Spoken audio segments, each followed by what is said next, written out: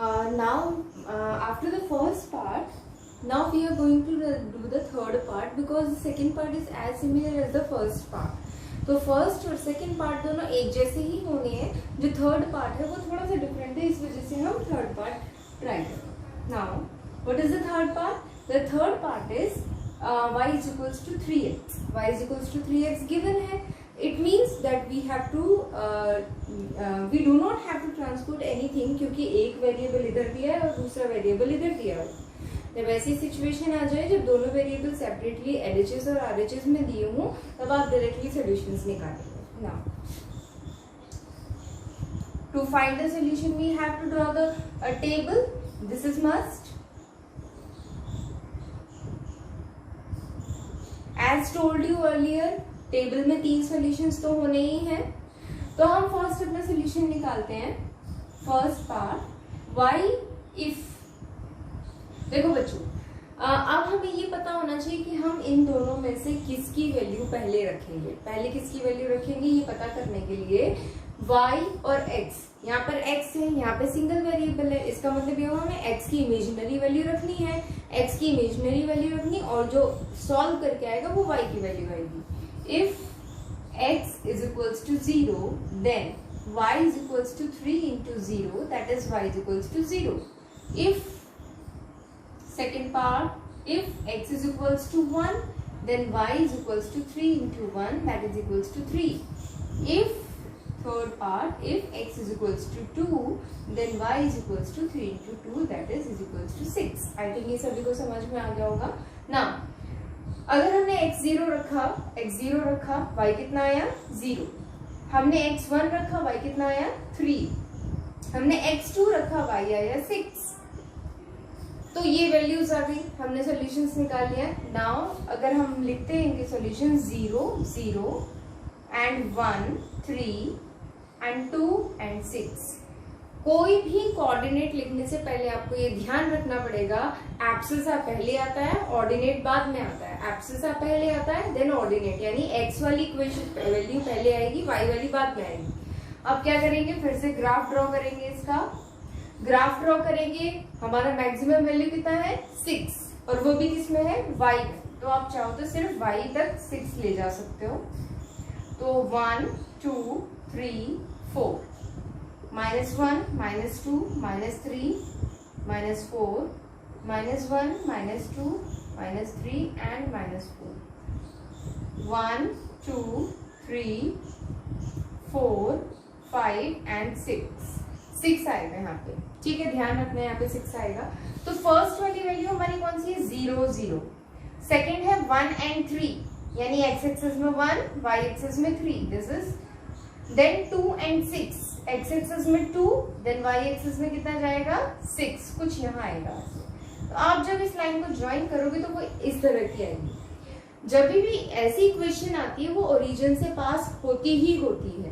वो इसलिए पास होती है क्योंकि ये 0, 0 को सेटिस्फाई करती है, इसलिए. तो कभी भी ऐसी इक्वेशन आ जाए जिसमें वेरिएबल के साथ प्लस माइनस में कुछ भी ना हो दोनों साइड में, तो वो ओरिजिन से पास होती ही होती है. Okay, now this is the solution of the equation. यहाँ पे आप पॉइंट्स के नाम लिख देंगे, यहाँ पे जो कोऑर्डिनेट्स हैं उनके नाम लिखेंगे, और यहाँ पे इक्वेशन का नाम लिख देंगे y is equals to 3x. क्योंकि कभी भी आप ग्राफ ड्रॉ करते हैं तो ग्राफ में सारे इंडिकेशंस क्लियर होने चाहिए कि ये वाली लाइन आपने किसकी बनाई है, ये वाली लाइन किसकी बनाई है. अदरवाइज अगर एक ही ग्राफ में अगर 2-3 लाइनें आप बना देते हो तो कंफ्यूजन हो जाता है कि कौन सी वाली लाइन कौन से वाले इक्वेशन की है. Okay, now this is the third part of the equation of the question 1. Now we are going to do the question number 2. Question 2 is,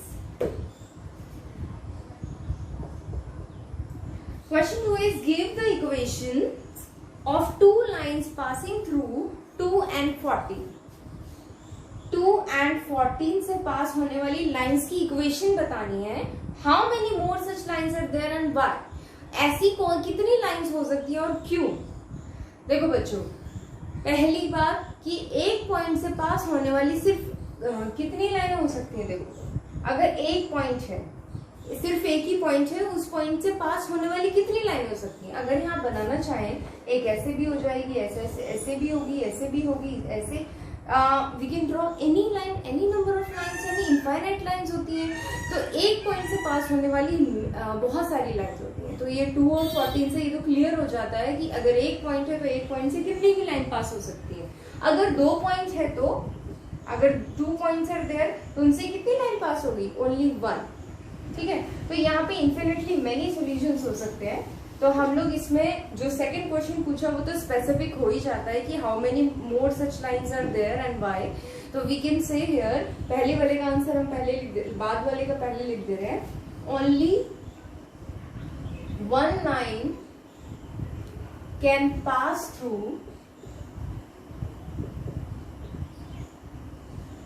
one specific coordinate. ठीक है, सो बिकॉज, या फिर ऐसे भी लिखते हो, since there are infinitely many solutions,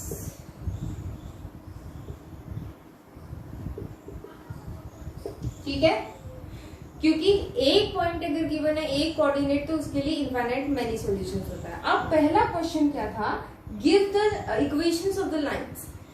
इस point की हमें इक्वेशन बनानी है। अगर इक्वेशन बनानी है तो देखो बच्चों, this is 2 and this is 14, यानी 2 is equals to 7 times of 14, ऐसा ही होगा।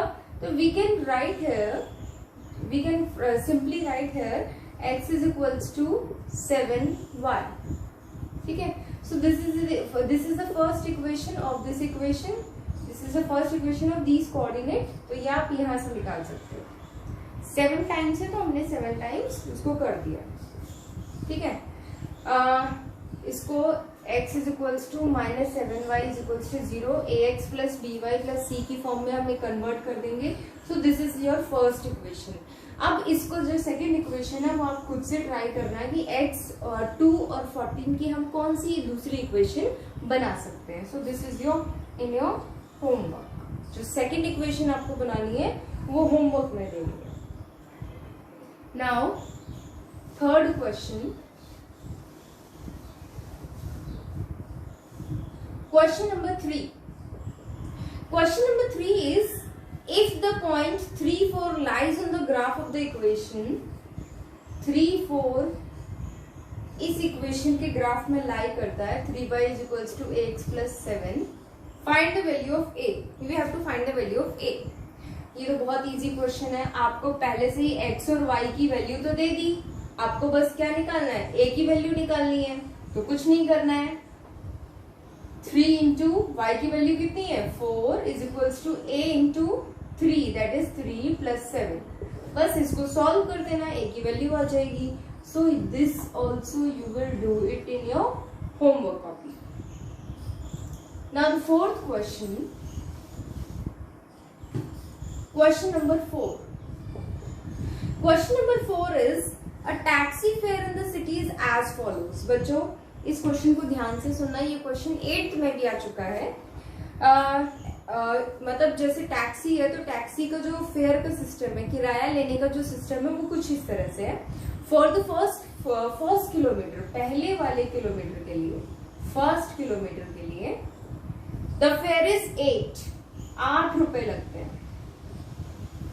And for the subsequent distance it is 5 per kilometre. आगे जितने भी किलोमीटर आएंगे, कितने भी आएंगे हमें नहीं पता, जितने भी किलोमीटर आएंगे उनका 5 के हिसाब से किराया लगता है। जितने भी किलोमीटर आएंगे, 4, 5, 6, यानी पहले किलोमीटर में 8 रुपए लेगा वो। अगर आप 1 किलोमीटर भी जाते हो तो 8 रुपए लगेंगे आपको। अगर आप 10 किलोमीटर जाते हो तो पहले के लिए 8 रुपए लगेंगे, बाकी के लिए 5-5 के हिसाब से लगेंगे। तो this is the question. Now taking the distance covered as x kilometre, अगर टोटल डिस्टेंस को हम x लेके चले, x पर kilometre, x kilometre, and total fare is y, और इसका जो फेयर है वो y ले लें। y, right the linear equation for this information and draw it's graph. Linear equation बनानी है और इसका ग्राफ भी बनाना है। तो बच्चों देखो यहाँ पर हमने टोटल जो डिस्टेंस लिया वो कितना किलोमीटर का लिया है? x लिया है। तो टोटल डिस्टेंस लेट किया गया है, total distance is equals to x kilometres. Now total fare is given bye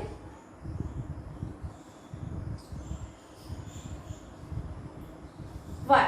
ठीक है, अब हम टोटल फेयर के हिसाब से इक्वेशन बना सकते हैं.